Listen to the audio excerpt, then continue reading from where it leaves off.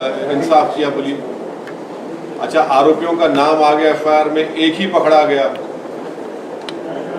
तो क्योंकि मरने वाले अल्पसंख्यक समाज के हैं इसलिए आपको फिक्र नहीं है। सरकार आपकी, पुलिस आपकी, मगर आप पकड़ नहीं सक रहे उन लोगों को। दूसरी बात यह है कि जो बजट है अल्पसंख्यक समाज का, हमने क्रिटिसाइज किया था कि 99 करोड़ था, तो फौरन मीडिया रिपोर्ट किया कि ओवैसी के बोलने के बाद मुख्यमंत्री की सरकार जो है उस पर एक्शन लेगी, और जो भी किया बढ़ा दिया, उसको बढ़ाकर 400 साढ़े 400 करोड़ कुछ के हिस्सा किया। मगर तेलंगाना में राजस्थान से कम मुसलमान रहते हैं, वहाँ पर अल्पसंख्यक समाज के मंत्रालय को इस साल जो बजट मिला है वो 2000 करोड़। यहाँ पर इन्होंने ऐलान किया कि 8 स्कूल बनाए जाएंगे। पिछले बजट में भी कहा था कि 6 स्कूल, हॉस्टल कहीं नजर नहीं आता। वो जिस प्रदेश से हम आते हैं तेलंगाना में, वहाँ पर हमारी पार्टी के रिकमेंडेशन के ऊपर वहाँ की सरकार ने 2015 में टेम्ब्रिस नाम की एक स्कीम शुरू की, जो रेजिडेंशियल स्कूल माइनॉरिटीज के लिए खोले गए। आज आप जाकर देख लीजिए, उसमें 60,000 से ज़्यादा मुस्लिम बच्चे और बच्चियां उन रेजिडेंशियल स्कूल में पढ़ रहे हैं। क्लास 6 से लेकर क्लास 12 तक फ्री में एजुकेशन, फ्री में कपड़े और खाने का इंतजाम, गर्ल्स का स्कूल अलग, हॉस्टल अलग, बॉयज़ का अलग। इसको बोलते ताकत। और हमारा कोई मंत्री नहीं है वहाँ पर। वो केजरीवाल केजरीवाल क्या कर रहे हैं, वो ड्रामा है। वो तेलंगाना में जो मॉडल है एजुकेशन का, और खास तौर से जो आपको मैं चैलेंज से कह रहा हूँ, माइनॉरिटीज, ओबीसीज, दलित्स और ट्राइबल का, ये जो रेजिडेंशियल स्कूल का कॉम्प्लेक्स जो सिस्टम बनाया गया तेलंगाना में, वो उससे आप देखेंगे कि हर कॉम्पिटिटिव एग्जाम में इन स्कूलों से निकलने वाले लड़के और लड़कियां उसमें क्वालिफाई हो रहे हैं। ये एक अलग स्पेशल एजुकेशन का जो प्रोग्राम है वो गैर मामूली है, और जितना भी उसकी तारीफ करें कम है। इसको बोलते हैं पॉलिटिकल एम्पावरमेंट। ये काम होना चाहिए, बजाय इसके कि आप अब रमजान आ रहा है, आप देखेंगे हर इफ्तार दावत में मंत्री पहुंच जाएगा। अरे हम बेचारा मुसलमान रहता है 10, 11, 12 घंटे का रोजा, वो हमारे मुंह में खजूर आप डाल देते हैं। तो नाटक कब तक चलेगा? ये बंद करिए ना इसको। ये मोहब्बत दिखाना नहीं है। खजूर मुंह में डाल के मोहब्बत मत दिखाइए। स्कूल खोलिए, इंसाफ करिए।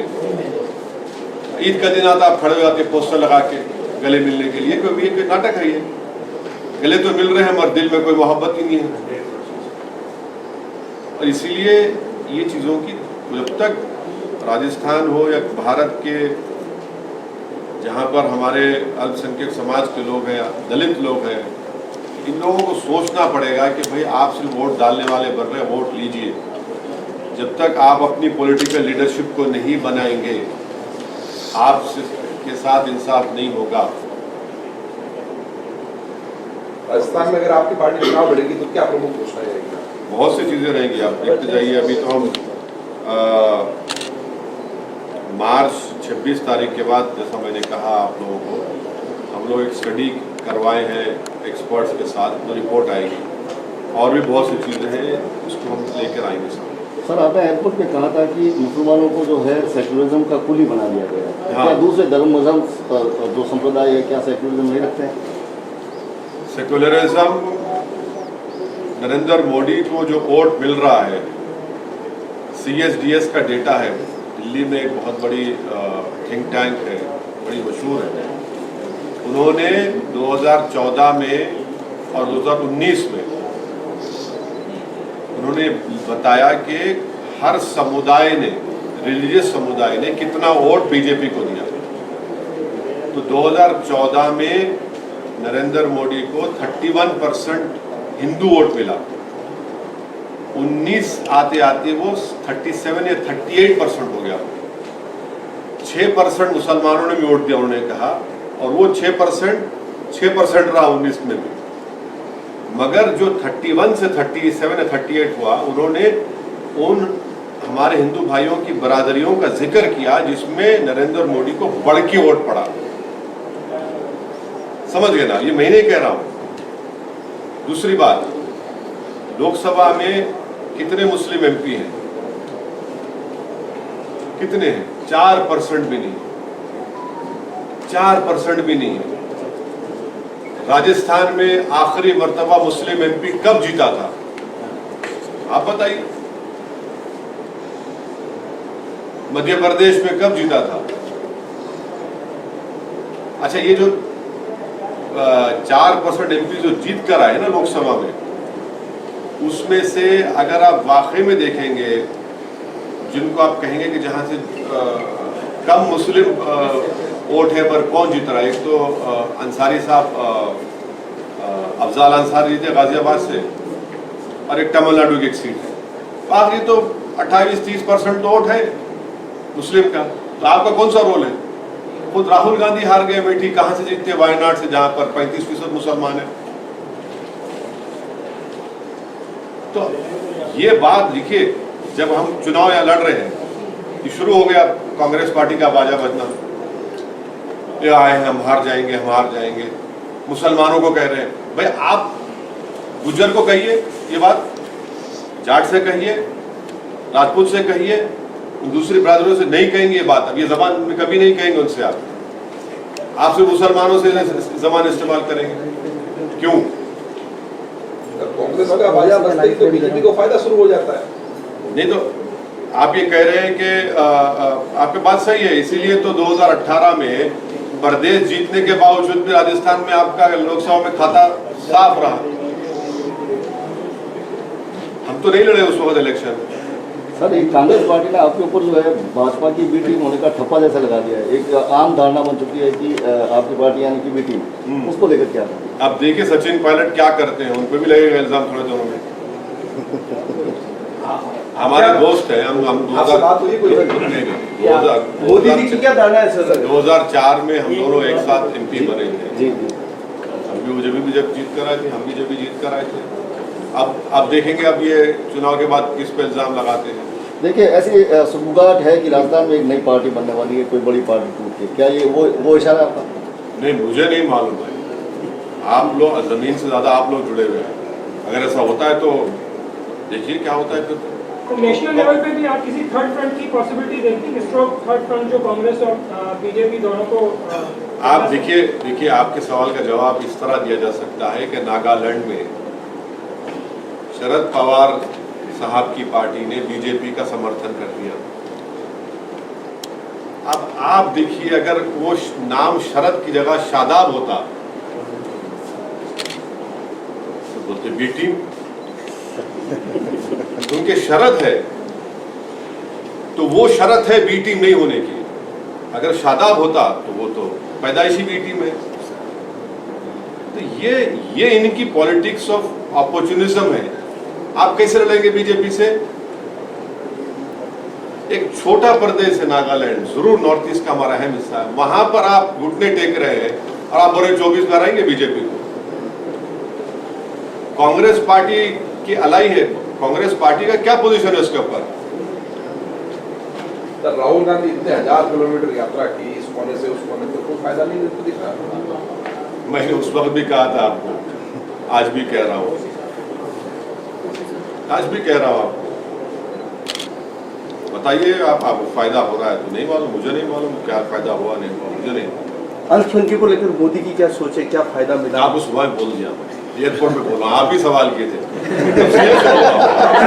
आप और एक का आपके साथी, हाँ ये भी थे, सवाल किया था आपने, उसको सेकंड किया। दोनों का जवाब, डिटेल जवाब रिपीट मत करो। आपने दोबारा पीसी रखी है। आप किसको मान रहे हैं कि आपका मुकाबला किससे होगा? कांग्रेस से होगा, भाजपा से? देखिए एक बात सुनिए, जब आप चुनाव लड़ते हैं ना तो मैं पिक एंड चूज नहीं कर सकता हूँ किसी को। मुकाबला सबसे होगा। लीडिंग है तो अरे मुकाबला सबसे होगा। मुझे जीतना मेरा मकसद है, किसी को हराना या मेरा हारना मेरा मकसद, जीतना मेरा मकसद है। सबसे मुकाबला करेंगे।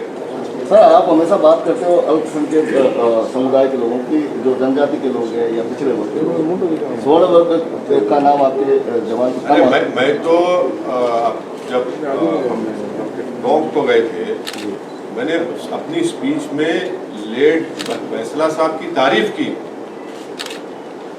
कि उन्होंने गुज्जरों को एक ला के मुकाम पे खड़ा कर दिया।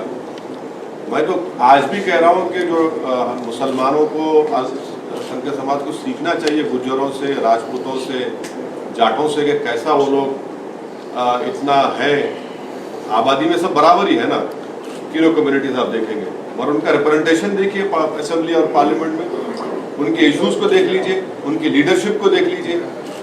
यही तो हमको सीखना है। यही देखिए, जिस दिन हम लोग ये उसीलिए कहा वो जो आपका पहला सवाल था, भाई आप खड़े हो जाओ बेटा, तुम कब तक खड़े होंगे? सबकी तरह आप भी चलिए, अपने मुकद्दर के फैसले हम खुद कर सकते हैं, आप करिए।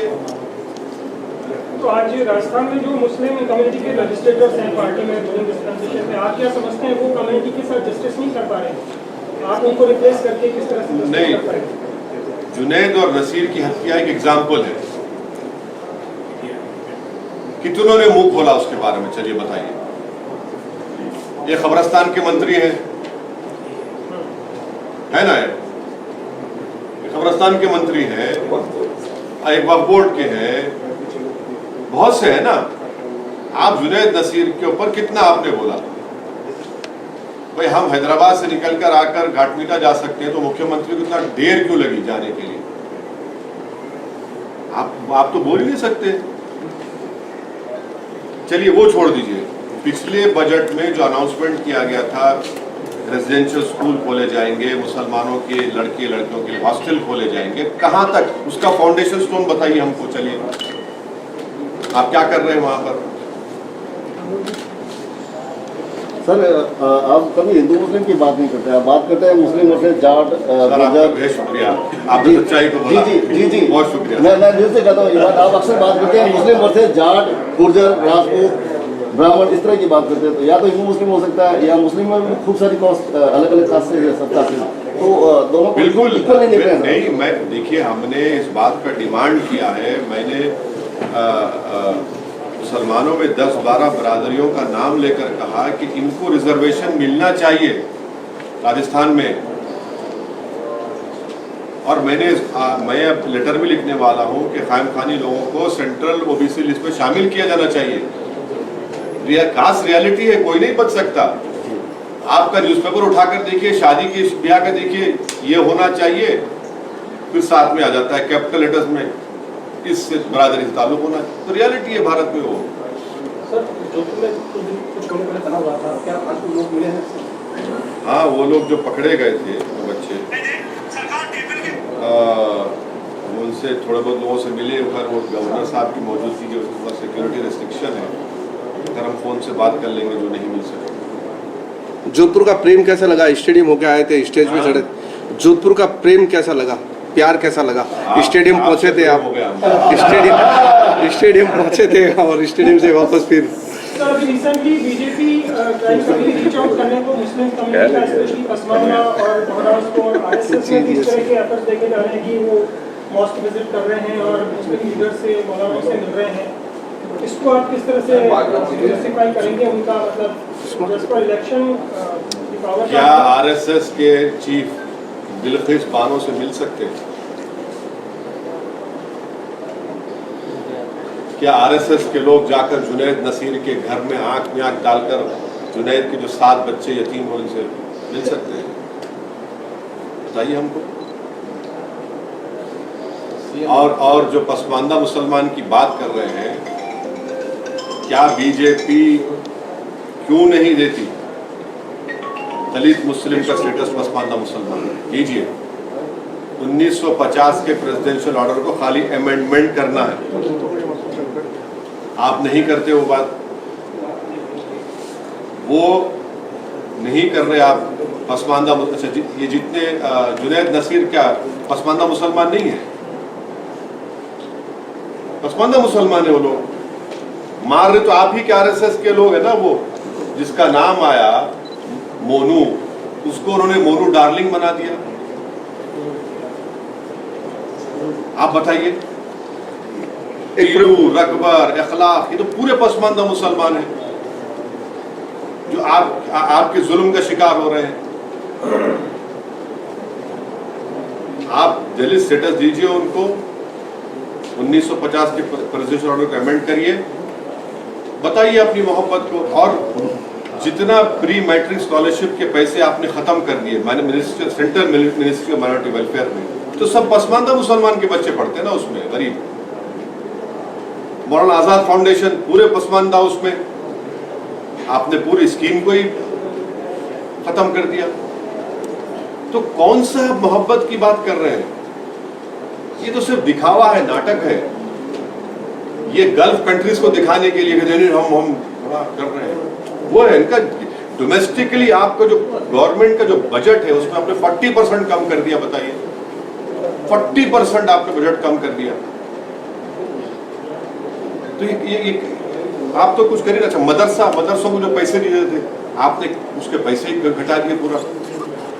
फिर आप बोलते हैं मैंने मदरसों में शिक्षा में साइंस पढ़ाएंगे, मैथ्स पढ़ाएंगे, वो करेंगे। अरे भाई, आपकी बजट की स्कीम में आपने पूरे पैसे घटा दिए उसमें। तो झूठ बोल रहे हैं लोग, हमेशा झूठ बोलते थे। इनका जो बजट है उसको सामने रख कर देख लीजिए आप। आवाम को एक मैसेज, राजनीतिक संदेश कोई देना चाहें तो? इतना जो बोल रहे हैं क्या? नहीं, राजनीतिक वोटिंग को लेकर, वाकई में मोहब्बत वोटिंग को लेकर, वोटिंग को लेकर ट्विटर पे डाल देना था। ट्विटर के लिए तो कुछ आ गए सर, मिल लिए सब लोग पर्सनली, जिन्होंने 1-to-1 करना था। एक इम्पोर्टेंट सवाल सर, कोई भी पार्टी अगर माथुर किसी स्टेट पे जाती है, स्टेबल होती है, तो उसके लिए एक संगठन, तो क्या आपका संगठन ढांचा जो है पूरे स्टेट में, चाहे जिला परिषद, देहात परिषद, या कुछ इस तरह का संगठन अब कब से काम करना शुरू कर देंगे? ये एक ऑनगोइंग वर्क है और इस पर वर्क हो चुका है, हो रहा है। और ये आप बिल्कुल बात सही कह रहे हैं कि बगैर संगठन के हमको कामयाबी नहीं मिल सकती। हम बार बार हमारे पार्टी के जिम्मेदारों को इम्प्रेस कर रहे हैं कि अगर आप ये समझेंगे कि सभा कर देंगे और पब्लिक आएगी और वो जिंदाबाद हो जाएगा, नहीं होगा। जब तक जमीन पर हम लोग अपने प्रेजेंस को नहीं पैदा करेंगे उसी वक्त हमको कामयाबी मिलेगी। उसी के ऊपर हम बोल रहे हैं, मेहनत कर रहे हैं सब, और उसी पर और मेहनत करने की जरूरत है। आज से श्री गणेश मुख्यमंत्री के गृह क्षेत्र से राजस्थान से जॉब नहीं कर सकते, शुरू हो चुका है। वैसे तो लोग कहीं से भी शुरुआत कर सकते हैं, तो सरदारपुरा विधानसभा से ही शुरुआत को खास मकसद, देखो खास वजह वो चीफ मिनिस्टर कॉन्फ्रेंस है। पूरे राजस्थान में चर्चा का विषय बना हुआ है। सब एजेंसियां जो इसी तरह यही क्यों आए? चलिए, एजेंसियों को तो काम पे तो लगा दिए हम, काम पे तो लगा दिए ना। हम जुनैद नसीर के घर को गए, यहाँ पर भी आ गए मुख्यमंत्री के। बात संगठन की करते हैं तो यहाँ आने वाले समय में कोई सभा वो आज से 2 दिन पहले कह रहे थे हमें पता ही नहीं कि साहब आ रहे हैं, हमें इग्नोर किया। ये तो नीचे होता है, थोड़ा थोड़ा होता है ना, करें, दूर करें। सीटें डिक्लेयर करो ना सर आज तो। हाँ, राजस्थान की सीटें डिक्लेयर करो ना। आपका तो तय हो गया सर, आपका टिकट बोलेंगे, फॉर्म भरे ओवैसी जी, अभी टाइम है उसके लिए। और ओवैसी जी, लास्ट क्वेश्चन, और ओवैसी जी लास्ट हमारे तो बम्बा मोहल्ला पहुंचे थे, वहाँ पर आप जोहर की नमाज के लिए, तो वहाँ के काफी लोगों में ये उम्मीद थी कि आप नमाज के साथ। ये सुनिए मेरी बात, जोहर की नमाज 12:30 बजे अज़ा ही नहीं हुई थी। अगर हम वहाँ बैठे रहते तो अज़ा के शायद 1 बजे, पौने 1 बजे, इसलिए निकल कर आ गए ना। 12:30 बजे जाकर कैसा बैठे? प्रस्तावित जनसंपर्क का कार्यक्रम भी लागू भी नहीं हो पाया। जनसंपर्क का भी कार्यक्रम था। अभी जा रहे हैं, अभी जा रहे हैं। बहुत ठीक है।